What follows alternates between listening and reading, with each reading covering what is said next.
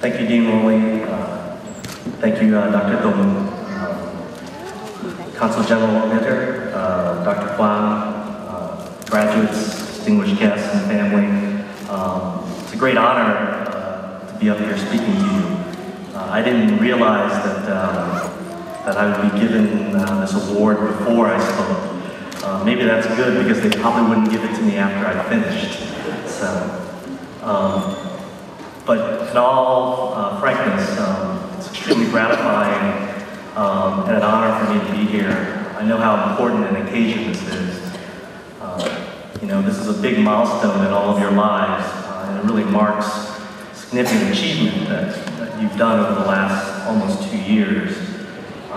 You know, I went and got my MBA as a full-time student, and I know how hard that was, not having a job, not worrying about my family and being able to focus on my studies. So I can only imagine how difficult it is for you to try to do this concurrently, obviously while still building all the bonds that you do when you are in business school. But despite all that, despite all the hard work that you put in, I've got some really bad news for you. It's not just the economy. You guys are started school knowing that the economy was rough, and hopefully that when you graduate it will be better. But the first piece of bad news I have for you is that now you put yourself in debt. I don't know how much Dean Rowley charges for an MBA program or an MBA degree, but I know how much I paid. So congratulations on reaching 5, maybe 6 figures of debt. Good job.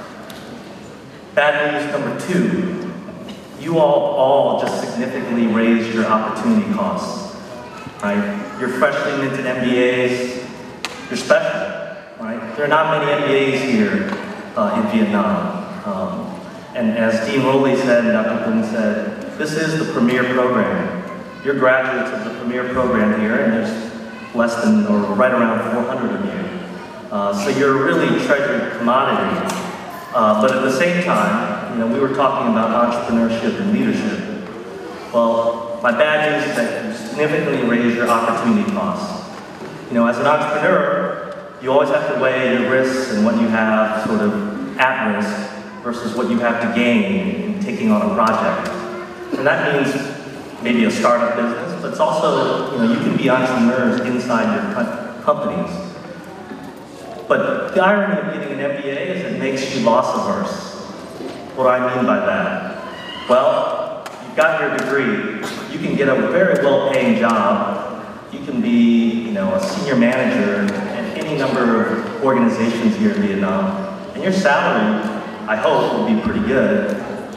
But that also means that if you ever take a risk and you decide that, hey, I'm going to drop everything and start a business, that's a big cost. And for many of you, you may have families already. You've got mortgages to pay.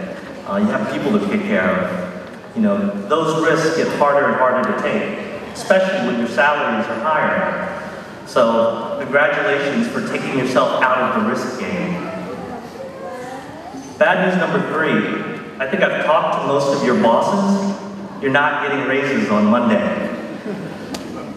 So the net present value, at least in the next couple of months and maybe in the next year, isn't going to be changing that much. But, you know, I break the bad news to you first because there's a lot of good news. You know, the first piece of good news is that you clearly value learning. What you've received in terms of formal learning as an MBA are great tools in a toolkit to do great things. In many ways, you guys have now accepted a burden and responsibility, as Consul General Bitter said. You are the symbol of what is Vietnam and American cooperation, especially in commercial activities. The University of Hawaii is a terrific institute. If anything, what a brilliant school to be an alumnus of. Because you know what? If there's an alumni event in Hawaii, trust me, you should go. But more than that, what I mean by just learning, you clearly are willing to take on debt. You're clearly willing to sacrifice your time and energy to learn. And that's something special. But what I ask you is, when you graduate, You must continue to take those steps. Learning is a lifelong task. And I'll tell you another thing, learning and leadership go together. You can't have one without the other. You know, great leaders are not only great learners, they're great teachers. And that's what you all have the capacity to do now. The great thing about modern business school education is that you have to teach each other. That's what the real workplace is like. Working together, working in groups. Even that part of the experience, beyond the formal learnings in finance or organizational behavior or marketing or ops, is that ability to work together. That will also serve you in spades. And like I said, and I think the dean also referred to this, is that you didn't do this alone. I'll tell you actually, I have to share something right now. I'm a little more nervous than usual speaking in front of a crowd today. Normally I don't have my wife sitting in the front row, because you know what's going to happen in about an hour and a half when we get home is I'm going to get critiqued on what I should or shouldn't have done, or what I could have said better. And it's tough to have someone you really trust, respect, and admire critique you. But again, I guess that's why you trust and admire them. But you too, in this room, I can see it in all your families and how proud they are. And your kids, you know, this is what you did this for. You know, you do this for the people around you. And they were always here to support you. And so I don't want you to forget that. You know, a big part of these MBA programs is to encourage not only leadership, but also entrepreneurship. And as I alluded to earlier, being an entrepreneur doesn't mean, you know, dropping out of school and starting a business or building some fancy new app. You know, being an entrepreneur means being a risk taker. You can be an entrepreneur in any organization. You can be it in a large corporation, a multinational. You could be it in a small company or a local joint stock company, or you can even be it in a social organization. You know, social entrepreneurship, that's a term now that gets thrown around quite a bit. And I love the term because, you know, actually I also think all entrepreneurs are social entrepreneurs. You know, why do you do what you do? You do it to have an impact. You do it to have an impact on the people around you, starting with your coworkers, starting with your community, starting with your customers, right? We're all social entrepreneurs when we're entrepreneurs. So, to speak with that, you know, I think like I told you before, being an entrepreneur is a tough business. It's always easy to take sort of a safe route. All of you, like I said, you're in a great position that you'll have good earning power. You know, no matter what I said about putting yourself in debt, you know, the net present value of your MBA is positive, right? And that's because you can always get a very good job, and you're always going to be in demand, especially in a market like Vietnam. But being an entrepreneur is about being willing to take those risks, to understand and calculate what's at hand. And that's no easy task. And to be honest, you know, getting an MBA gives you a lot of tools, but doesn't give you the answer. You only find the answers with experience. And what I encourage you is try to enrich as many of your experiences as possible. That means trying to work on new projects. That means meeting new people, networking. You know, what you're going to find, and even just in your class, these linkages that you've made are significant. You know, I didn't realize the value of that. You know, before you go to business school, you say, oh, great, I'm going to get to network and I'm going to have these relationships. But it's an amorphous, unidentified value that you don't fully understand until you have it. And I can tell you, you know, particularly with my MBA graduate, you know, alumnus, I have a special bond with them because, you know, unlike maybe my college friends, who again, we went through a lot of things together, my MBA friends, we're trying to solve the same type of challenges and we're doing very similar work every day. So even now, 13, 14, 15 years out, I still call on them a lot. And thanks to technology, whether it's email, whether it's Skype, whether it's Facebook, you know, it's easier to stay in touch with them.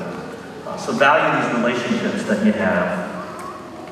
You know, if I can be indulged a little bit, I was told I have like an hour and a half, right?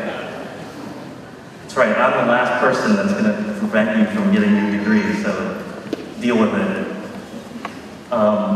You know, I'm not that much more experienced than many of you. And in fact, I'm honored to be here. Although my wife tells me I'm not that young anymore, I still like to think I'm a peer. And in that sense, I don't know if I have that much wisdom to impart, but I can share you sort of some of my experiences. I'm an extremely lucky person. You know, one is I've always had access to great education. You know, growing up as an immigrant in America, having my family start over, I know is not an easy thing. But likewise, I know all the families and all of you who grew up here in Vietnam, never easy times. You know, we share that as a generation of young Vietnamese. But the good fortune I always had is that I had access to great public schools that took me to the next step, you know, a great undergraduate education. That took me to the next step, you know, opportunity to do graduate learning. And then of course, it's all led me here. I'm sorry if you read my resume, it seems all over the place. But I promise you, if you buy me a couple beers, I can give you a pretty interesting narrative of how I got here. But I won't get into that. The point is that I got here. And it was a lot of factors that got me here. Some luck, some preparation, but a lot of it is just the help of the people around me. You know, I love my job. You know, being a venture capital investor, for me, is one of the greatest jobs in the world. You know, I've had many turns as an entrepreneur, and as a venture capital investor, I get to do it many times over on an annual basis. And more importantly, I get to work with really energetic, smart, hardworking entrepreneurs, people like yourselves. And that's fantastic. And for me, why do I love it? You know, it starts with, one, it's just extremely interesting work. You know, like I said, one of the principal, I guess I'll say, drives that an entrepreneur has is just a very simple question. Why can't things be better, right? Why can't this be done better? Why isn't this piece of technology better? You're never satisfied with the status quo. And I love that, right? That's our job as leaders and managers, trying to figure out how to make that difference. And this past year, I've gotten very lucky. I've gotten the chance to become an entrepreneur again with McDonald's. You know, a lot of my friends have given me a hard time, you know, especially from the United States. You know, McDonald's may not be as interesting a brand to many, but to me, it's my absolute favorite brand. It tends to surprise many people. You know, they think I should be liking Porsches or Rolexes or something. Now, those brands mean nothing to me. McDonald's is about my childhood. It's about my first job. It's about learning what a great business is. Actually, I mean, I probably had the effect of being in Chicago near McDonald's headquarters. And at Kellogg, we studied a lot of cases about McDonald's because it's a fascinating business. But I got the bug, you know, first front of the counter and then even behind the counter. And I love this business because of that very one thing. I guess I'll put it this way, it was a variation of the question I said that all entrepreneurs ask. More than 10 years ago when I was living in Illinois, KFC opened their first store there. It was pretty exciting for me, you know. Trust me, as an American, you know, I was always very self-conscious about being the ugly American, you know, just wanting to eat hamburgers and pizzas and things like that. And trust me, I also love being in Hanoi because street food in Hanoi is awesome. I could get Lang Nguyen or Jack Ha or whatever I want at any time. But you know, there's still an American in me that loves fried chicken and Big Macs and hamburgers. And that was the genesis of that question. Why isn't McDonald's here? And that's when I submitted an application for McDonald's. I'm telling you this entrepreneurship story because I guess I'll just say it shows one quality I think all of you, it's important to have, which is called persistence. You know, I submitted a standard franchise application over the internet. I followed up with an email. They emailed me back very politely. But I guess I was kind of lucky. You know, my U.S. home is still in Chicago, very near where McDonald's global headquarters are. And I was going home for the holidays. And so I used my Kellogg connections. like I said before, you have a wide network as well, especially here in Asia. But for me, McDonald's being a quintessential Chicago company, plenty of Kellogg grads inside. And I networked my way to two of them. One of them who actually knew was in a different section, but graduated the same year I did. And I was very upfront with him, and I said, hey, I'm in Vietnam, love to be a franchisee for McDonald's here, but I have no way to get to Jim Cramer, head of international franchise. Of course, they're very open. They said, hey, come on over. You know what, I'll take you over to his desk. I said, well, I think I should be a little more subtle than that. Why don't I'll call him first, and then I'll come see you guys. So when I called Jim Cramer, he said to me, he said, Henry, we got your application, I read it. Your background's very interesting, but we're not ready for Vietnam. And we won't be for years, so there's no point in us meeting today. So I thought that was a polite way to give me the Heisman, as they say, to reject me politely. But I couldn't take no for an answer, so I still went out to their headquarters, no problem. After a very nice lunch with those two alumnus, I said, hey, can I call Jim Cramer from your phone? So it's an internal phone call. And I did. He picked up the phone. I said, hi, Jim, this is Henry. I'm in the campus office building. Can I just drop by your desk and say hello? I could hear him sigh audibly, like, oh my God, I can't believe this guy's actually here. So he didn't want to know, I think he didn't even want me to know where he sat. So he said, okay, you know what, meet me in the lobby. Thankfully, he took me for a cup of coffee. I think he intended to spend 5 minutes with me. But I found a mutual connection in terms of the love of the Chicago White Sox baseball team. So thankfully, that turned into a 90-minute conversation.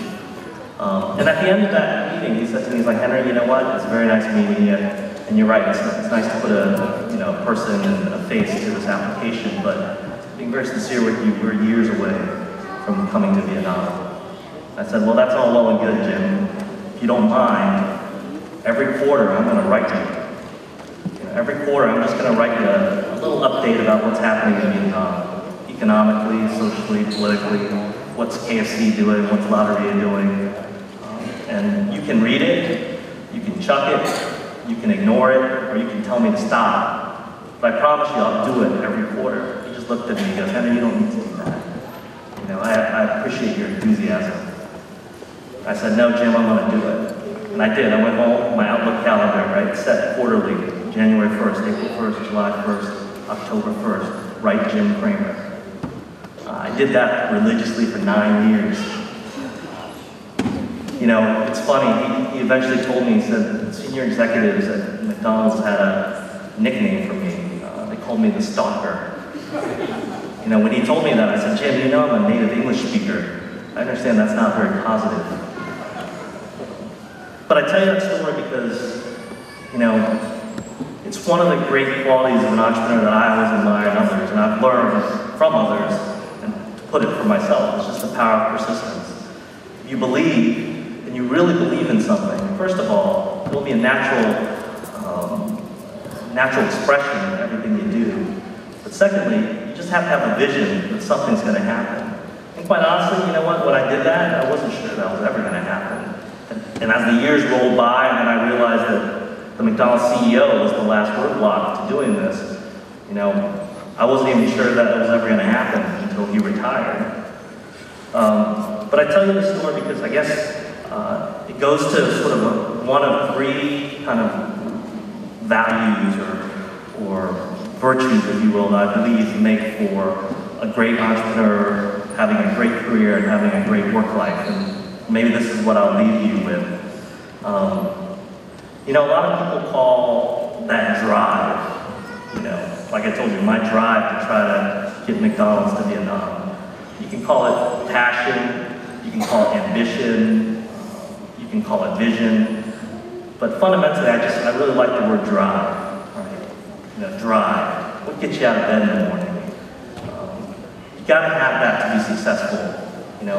It's tough. It's tough when you have kids or you have family and other responsibilities. You get out of bed every morning. Maybe you've got a boss or a teammate you don't like.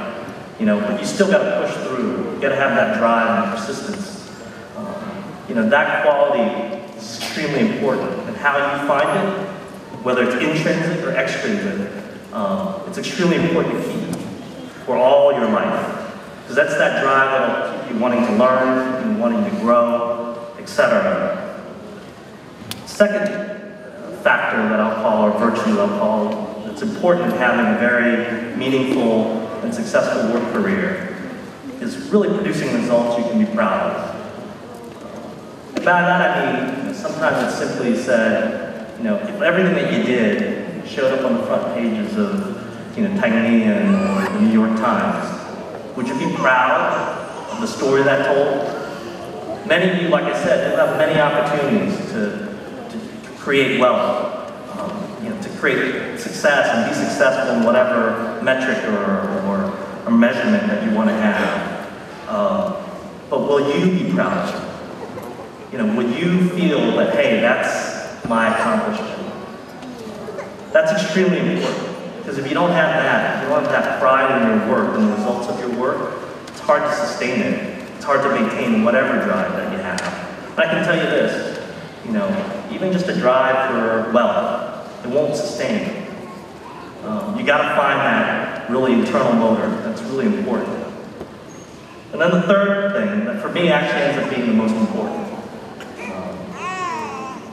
You have to be able to put yourself in a position where you get to work with people you trust, you respect, and you admire. Right? You're going to learn the most from the people around you. I'm sure these last 2 years have taught you that much. You got to put yourself in positions where you are an integral cog in a team, in a machine that works.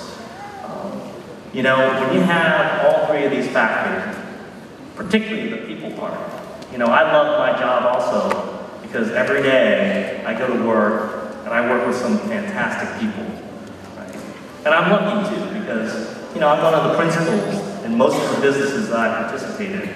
So still, I get to make the call. That's why it's good to strive to be a leader of an organization because that's your vision, that's your direction to try to create a culture and get the right people around you. Because that, to me, matters more than anything else. And ultimately, all that adds up to what? Making a real impact, making a difference. Kind of all what I said in the beginning. That's what we're here for, right? The wonderful thing about being in Vietnam, about being part of this generation, and you guys are in the next 25, 30 years, where Vietnam goes today to what I believe will be a first world economy, maybe a top 10 global economy, is on your backs. That responsibility, if you think about it in the big picture, is huge, but you don't have to. If you have the three factors that I told you about before, in terms of drive, in terms of results that you create, results you can be proud of, doing with people that you love, trust, and admire, you're going to get there. You are Vietnam's golden generation. You're going to make this happen in your lifetime. Watching your kids grow up, Vietnam's going to change. It's a wonderful time to be here because this is going to be a time of tremendous growth. It's going to be a time of tremendous change, economically, socially, and even politically. And all of that relies on your leadership. And I love being here. I love being around peers like yourselves. It's a wonderful opportunity ahead of you. And you should be very proud of this milestone, but just know that it's an early marker in a long marathon. Right? This is very early in the race. Your success is going to depend on you maintaining that drive, continuing to produce results that you're proud of, and doing it with people that you really trust and admire. And that's the words I'll leave you with. In the end, all of you, in terms of the big picture, are going to contribute to it. But don't forget, it's the little care of, first of all, yourself, taking care of your family, taking care of your loved ones, your friends, your colleagues. That's what's going to energize you to do bigger things. So congratulations, and thank you for this award. Thank you for having me here. And I won't take my full 90 minutes. So congratulations.